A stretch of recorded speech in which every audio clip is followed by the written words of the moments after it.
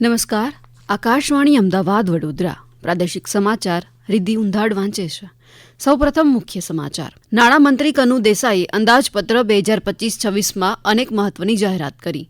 નાણામંત્રીએ જણાવ્યું, પ્રધાનમંત્રી સૂર્યઘર યોજનાના અમલીકરણમાં ગુજરાત સમગ્ર દેશમાં અગ્રેસર. રાજ્યના અંદાજપત્રમાં શિક્ષણ ક્ષેત્ર માટે સૌથી વધુ 59,999 કરોડ રૂપિયાની જોગવાઈ. રાજ્યના વહીવટી માળખા અને કાર્યપદ્ધતિઓમાં જરૂરી ફેરફાર કરવા ગુજરાત વહીવટી સુધારણા પંચની રચના કરાશે. અને ભારતીય પુરાતત્વ વિભાગના 5 સભ્યોએ દેવભૂમિ દ્વારકાના દરિયામાં સંશોધન કાર્ય હાથ ધર્યું. સમાચાર વિગતવાર. નાણામંત્રી કનુભાઈ દેસાઈએ ગઈકાલે ગાંધીનગર ગુજરાત વિધાનસભા ગૃહમાં વર્ષ 2025-26 માટેનું 3,70,250 કરોડ રૂપિયાનું અંદાજપત્ર રજૂ કર્યું, જે ગત વર્ષની સરખામણીએ 37,785 કરોડ જેટલું વધુ છે. શ્રી દેસાઈએ જણાવ્યું કે આ વર્ષના અંદાજ મુજબ મહેસૂલી હિસાબ પરની પુરાંત 19,695 કરોડ રૂપિયા રહેશે. આ સાથે એકંદર પુરાંત 1,700 કરોડ રૂપિયાની રહેશે. મહત્વની જાહેરાત પર નજર કરીએ. અંદાજપત્રમાં 1 કરોડ રૂપિયા સુધીની લોનની રકમ માટે ગીરો ખેત પર લેવાતી સ્ટેમ્પ ડ્યુટીમાં ઘટાડાની જાહેરાત કરતા હવે 5,000ની સ્ટેમ્પ ડ્યુટી ભરવાની રહેશે. જ્યારે વડીલોપાર્જિત મિલકતમાં પુત્રના વારસદારોની જેમ પુત્રીના વારસદારો માટે મહત્તમ 200 રૂપિયાની સ્ટેમ્પ ડ્યુટી ભરવાની રહેશે. જ્યારે 1 વર્ષથી ઓછા સમયગાળાના ભાડાપટ્ટાના લેખ પર સરેરાશ વાર્ષિક ભાડાની રકમ પર 1% સ્ટેમ્પ ડ્યુટી ભરવાની જોગવાઈ પણ છે, જેની જગ્યાએ રહેણાંક માટે 500 રૂપિયા અને વાણિજ્ય માટે 1,000 રૂપિયાની સ્ટેમ્પ ડ્યુટી લેવાશે. આ તરફ ઇલેક્ટ્રિક વાહનો પર 1 વર્ષ માટે 5% સુધીની રિબેટ અપાશે, જ્યારે વેરાનો દર 1% રહેશે. આગામી સમયમાં 200 નવી પ્રીમિયર એસી બસ અને 10 કારવેન સંચાલનમાં મુકાશે. રાજ્યમાં આ વર્ષે ડોલવણ, ખેરગામ, નેત્રંગ અને સંજેલી ખાતે 4 નવી એકલવ્ય મોડેલ રેસિડેન્શિયલ સ્કૂલ શરૂ કરાશે. રાજ્યમાં અગ્નિશામક સેવાઓ માટે એક રાજ્ય એક કેડરની સ્થાપના દ્વારા અગ્નિશામક અને કટોકટી સેવાઓને મજબૂત બનાવાશે. જ્યારે ગૌચરના રક્ષણ માટે ફેન્સિંગ તથા તેમાં ઘાસચારાનું વાવેતર થઈ શકે તે માટે ડ્રીપ ઇરિગેશન વ્યવસ્થા કરાશે. જામનગર ખાતે નવી કૃષિ કોલેજ અને બનાસકાંઠાના થરાદ ખાતે કૃષિ ઇજનેરી કોલેજની સ્થાપના કરાશે. નાણામંત્રી કનુ દેસાઈએ જણાવ્યું કે પ્રધાનમંત્રી સૂર્યઘર યોજનાના અમલીકરણમાં ગુજરાત સમગ્ર દેશમાં અગ્રેસર છે. પીએમ સૂર્યઘર યોજનાના અમલીકરણમાં ગુજરાત 40% યોગદાન સાથે સમગ્ર દેશમાં અગ્રેસર છે.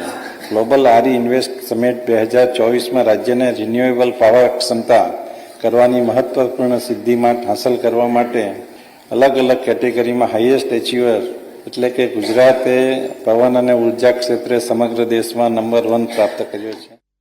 રાજકીય વિશ્લેષક જયવંત પંડ્યાએ પણ અંદાજપત્ર અંગે પ્રતિક્રિયા આપી હતી.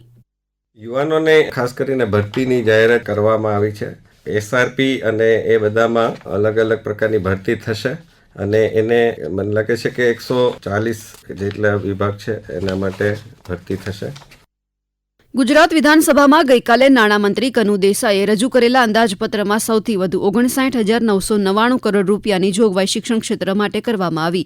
આ અંગે રાજ્યકક્ષાના શિક્ષણ મંત્રી પ્રફુલ્લ પાનશેરિયાએ જણાવ્યું કે અંત્યોદય સુધી દરેક બાળકને શિક્ષણ પ્રાપ્ત થશે. અંદાજપત્ર વિકસિત ભારતના સંકલ્પને સાકાર કરવામાં મહત્વની ભૂમિકા ભજવશે તેમ પણ શ્રી પાનશેરિયાએ જણાવ્યું હતું. અંત્યોદય સુધી દરેક બાળકને શિક્ષણ પ્રાપ્ત થઈ રહી, ઇન્ફ્રાસ્ટ્રક્ચર, ટેકનોલોજી બધી જ બાબતોમાં આ બજેટ દ્વારા શિક્ષણને ખૂબ મહત્વ આપવામાં આવ્યું છે. હું માનનીય મુખ્યમંત્રીશ્રીના આ સંવેદનશીલ નિર્ણયને ખૂબ ખૂબ વંદન કરું છું, એમનો આભાર વ્યક્ત કરું છું.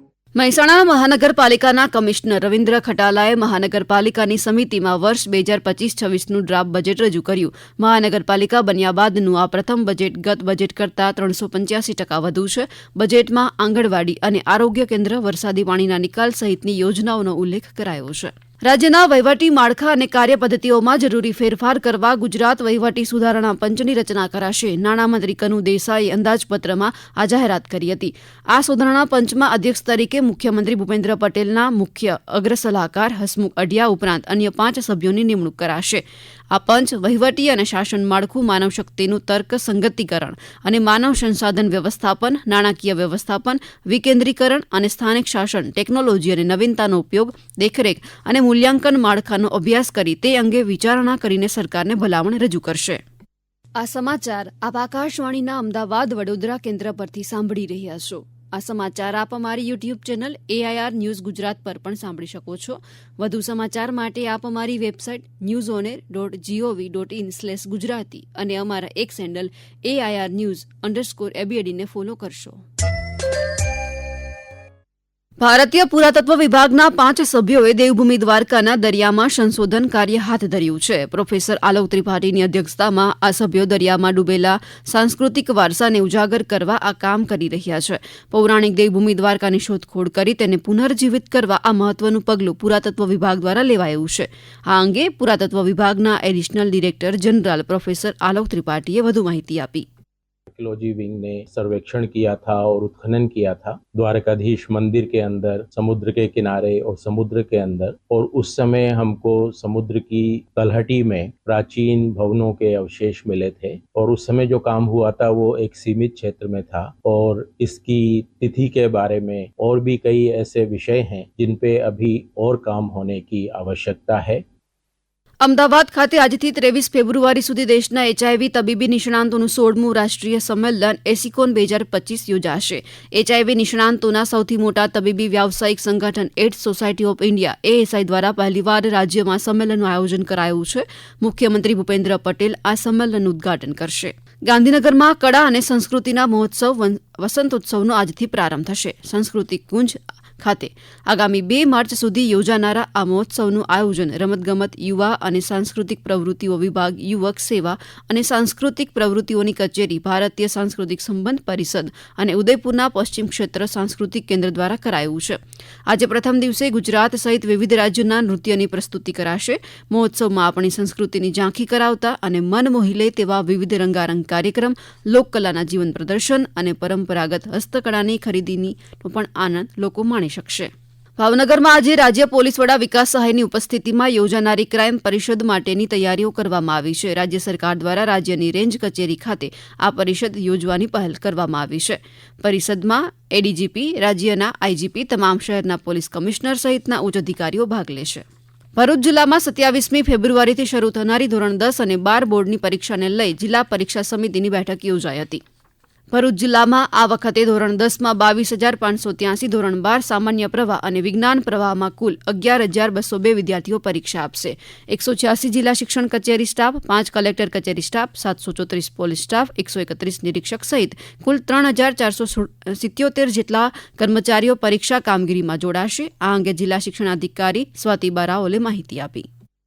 બાળકોને મારો ખાસ સંદેશ છે કે આ પરીક્ષા જીવનની આખરી પરીક્ષા નથી. તમારી માત્ર સ્કિલ અને તમે કેટલું જાણો છો એ જ માપન આમાં થશે અને પરીક્ષામાં જે કોઈ પણ અધિકારીઓ કે શિક્ષકો તમને દેખાય છે એ તમારી સગવડતા માટે છે, તમારા ઉપર વોચ રાખવા માટે નથી. માટે બિલકુલ નિશ્ચિંત મને આપ પરીક્ષા આપો. કેબિનેટ મંત્રી બળવંતસિંહ રાજપૂતની અધ્યક્ષતામાં પાટણની રાણી કી વાવ ખાતે સંગીત સમારોહ યોજાયો. સમારોહનો હેતુ યુવાનોને ભારતીય સંસ્કૃતિ અને લોકકળાથી અવગત કરાવવાનો હતો. આ દરમિયાન શ્રી રાજપૂતે પાટણના 1280માં સ્થાપના દિવસની પાટણવાસીઓને શુભેચ્છા પણ પાઠવી હતી. છોટાઉદેપુર જિલ્લામાં 16 માર્ચે યોજાનારા વિશ્વવિખ્યાત ભાતીગળ ગેરનો લોકમેળા અંગે જિલ્લા કલેક્ટર ગાર્ગી જૈનની અધ્યક્ષતામાં બેઠક યોજાઈ. બેઠકમાં આ મેળાને પણ રાષ્ટ્રીય કક્ષાના મેળાઓમાં સ્થાન મળે તે માટે જિલ્લા વહીવટીતંત્ર દ્વારા નવતર અભિગમ હાથ ધરાયો હોવાનું કલેક્ટરે જણાવ્યું હતું. અંતે મુખ્ય સમાચાર ફરી એકવાર. નાણામંત્રી કનુ દેસાઈએ અંદાજપત્ર 2025-26માં અનેક મહત્વની જાહેરાત કરી. નાણામંત્રીએ જણાવ્યું, પ્રધાનમંત્રી સૂર્યઘર યોજનાના અમલીકરણમાં ગુજરાત સમગ્ર દેશમાં અગ્રેસર. રાજ્યના અંદાજપત્રમાં શિક્ષણ ક્ષેત્ર માટે સૌથી વધુ 59,999 કરોડ રૂપિયાની જોગવાઈ. રાજ્યના વહીવટી માળખા અને કાર્યપદ્ધતિઓમાં જરૂરી ફેરફાર કરવા ગુજરાત વહીવટી સુધારણા પંચની રચના કરાશે. ભારતીય પુરાતત્વ વિભાગના 5 સભ્યોએ દેવભૂમિ દ્વારકાના દરિયામાં સંશોધન કાર્ય હાથ ધર્યું. આકાશવાણીના અમદાવાદ વડોદરા કેન્દ્ર પરથી પ્રાદેશિક સમાચાર પૂરા થયા. નમસ્કાર.